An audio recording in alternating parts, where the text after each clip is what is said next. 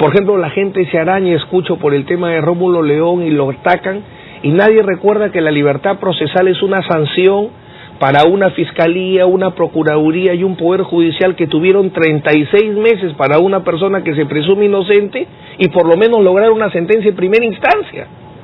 Si en 3 años no logras una sentencia en primera instancia, tienes que permitir su libertad. Sin embargo, la gente se araña, especula, ataca y le engaña a la población que eso es irregular.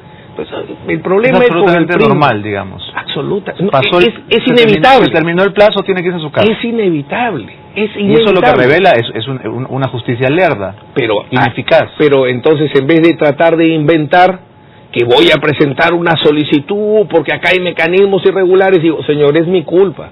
Yo 90 minutos no logré llegar al arco. Entonces, si no he ganado, es por mi culpa, no es por culpa del árbitro, pues, ¿no?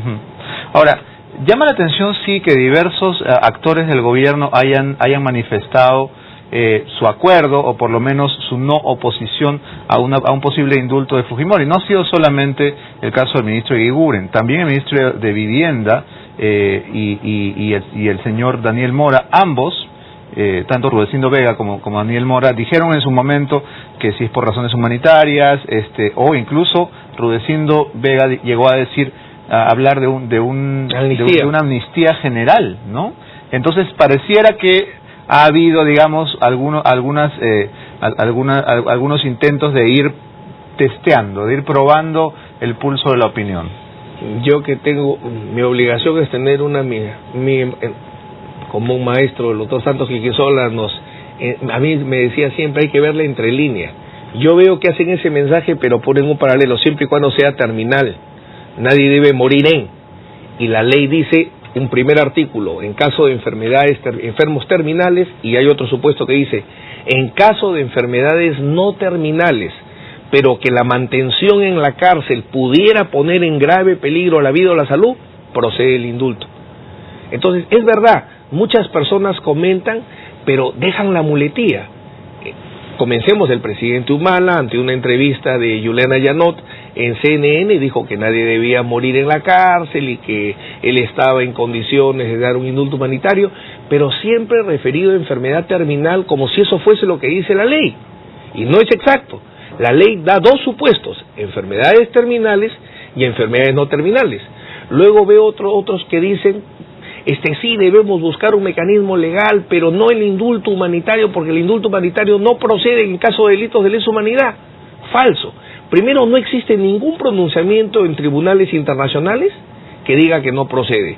En tribunales nacionales, ninguno. Tendríamos que ir a la doctrina. Y la doctrina dice que el indulto humanitario, como su nombre lo señala, por ser por razones de humanidad, procede respecto a cualquier caso donde ya la pena implique no solo perder la libertad, sino perder salud o perder vida. Porque, como insisto, lo único que debe quitar la pena es lo que la ley dice. Y la pena privativa de libertad, lo único que quita es la libertad ambulatoria, ni siquiera la de pensamiento o de expresión. Quiero hacer una tingencia solamente para corregir dos errores, uno mío y uno suyo, para que los televidentes no ríen. He dicho Rudecindo Vega, ministro de Vivienda y ministro de Trabajo, y usted ha dicho que Juan Carlos Tafur es director de La Primera y Juan Carlos Tafur es director de Diario 16. Perdón, así que corregimos. Quería hacer esa fe de ratas. Bueno, Javier Descanseco salió a decir que si el presidente Fujimori está con problemas de depresión, que lo manden al Arco Herrera. A eso me refiero, ¿no? O sea, el congresista Descanseco, bueno, me imagino que lo habrá dicho en tono irónico, el cual respeto porque es su estilo, ¿no? Pero él es una persona muy cercana a los temas de salud y él sabe perfectamente que un paciente de cáncer tiene un tratamiento interdisciplinario y consecuentemente también hay una asistencia psiquiátrica, porque lo que decía en primer lugar es que le llamaba la atención que los médicos, si tiene un problema de cáncer, del INEI, porque hay un pronunciamiento psiquiátrico, y en segundo lugar, donde pueda recibir mejor atención el presidente Fujimori para sus problemas, ahí es donde deberá estar. O sea, no hay tampoco por qué menospreciar ningún tipo de hospital. Lo que sucede es que él es un paciente cancerígeno, que su patología deriva en una serie de cosas y demanda un tema de tratamiento auxiliar de tipo psiquiátrico psicológico que viene recibiendo ya casi un año, y que no logra vencer el cuadro de depresión severa, ¿no? A mí también me ha llamado la atención en este informe que solicitó la juez, no por haber iniciado un trámite de indulto como se pensaba, sino que una juez tenía que tomarle una declaración al presidente Fujimori y lo que hizo fue solamente evaluar si estaba en condiciones de dar la declaración, y vuelve a aparecer este diagnóstico de depresión severa, y una frase más que ahorita se me escapa, pero que da a entender que es resistente, ¿no? O sea, hasta ahora no puede, a pesar de la medicación, bajar. ¿Por qué cree usted que al gobierno del presidente Humala le interesaría la posibilidad de indultar a Fujimori? Eso es una interpretación política que escapa a mis posibilidades, ¿no? Yo lo que tengo que evaluar... Puede ser que escape a su estrategia, pero no escapa a sus posibilidades. Yo lo que tengo que interpretar es si procede legalmente, ¿no? Ya la parte política a mí no corresponde. ¿Y hace cuánto tiempo que el presidente Fujimori ya no quiere o no puede discutir asuntos legales con usted, su estrategia de defensa? ¿Hace cuánto tiempo que ya no le interesa? Es que no le interese. Ahí sí tiene mucho que ver el tema de la depresión. Cuando una persona sufre de depresión, lo que menos busca, como nos dice el sentido común, es tratar de temas que no son agradables, ¿no? Y obviamente los mensajes que llevamos los penalistas normalmente no son temas agradables, son temas bastante tensos. Entonces se nota en la conversación, ¿no? Vamos hablando, bueno, dentro de lo que puedo revelar dentro de la intimidad de la relación abogado-cliente, pero no tiene esa misma predisposición que tenía en otros momentos para, con el detalle que se le conoce, evaluar caso por caso, todas las alternativas posibles. Trabajar un caso con el presidente Fujimori es muy exigente, pero en las últimas conversaciones que hemos tenido, él prefería que toquemos poco esos temas y más bien actuemos como amigos. Pero podría decirse que, digamos, comparando con la situación que viven los demás presos, él tiene algunos privilegios que le deberían hacer más llevadero el cautiverio. Tiene una cantidad de visitas, en la campaña se hablaba de cientos de personas. Eso fue totalmente falso.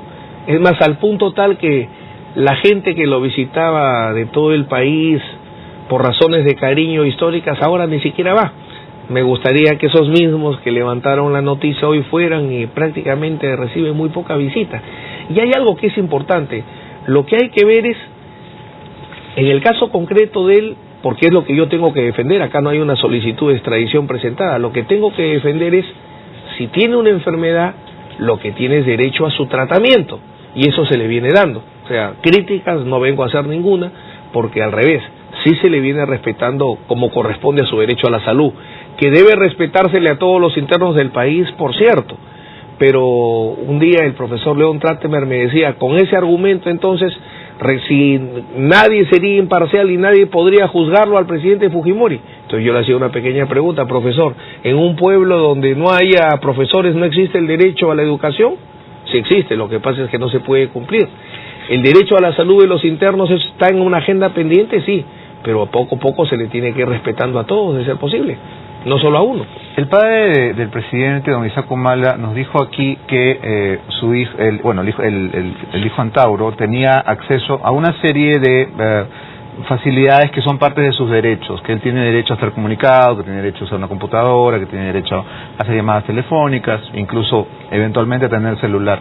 ¿Cuáles de estos derechos goza el presidente? Ahí, por ejemplo, Antauro, con razón, por cierto, tendría un derecho más que no tuvo el presidente y que recordará a los televidentes. Es más, fue una de las pocas críticas que se le hizo al juicio que dirigió el doctor San Martín.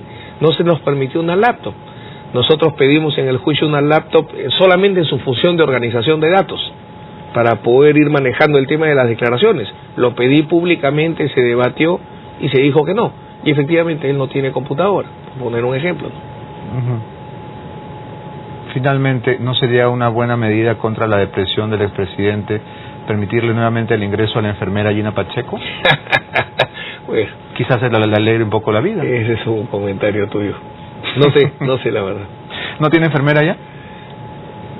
Hay una señora que asiste, no sé exactamente, porque también tiene ahorita ciertas entrevistas con psicólogos. Sí, tiene razón, porque el día que se cayó producto de la medicación había una enfermera. Sí, hay una enfermera. ¿A usted le parece una picardía, pero también es parte de la vida, no? Los presos tienen venusterio. No es que esté diciendo una picardía, simplemente lo dejo ahí como comentario. No conozco la historia de la señora Pacheco, salvo por los periódicos. Y es más, como el presidente, nunca hemos comentado ese tema. Hablan solamente de asuntos legales. O en todo caso de otro tipo de asuntos, ¿no? Muy bien. Bastante respetuoso en este tema. Doctor Nakazaki, el tiempo nos ha vencido. Muchas gracias por haber venido esta mañana.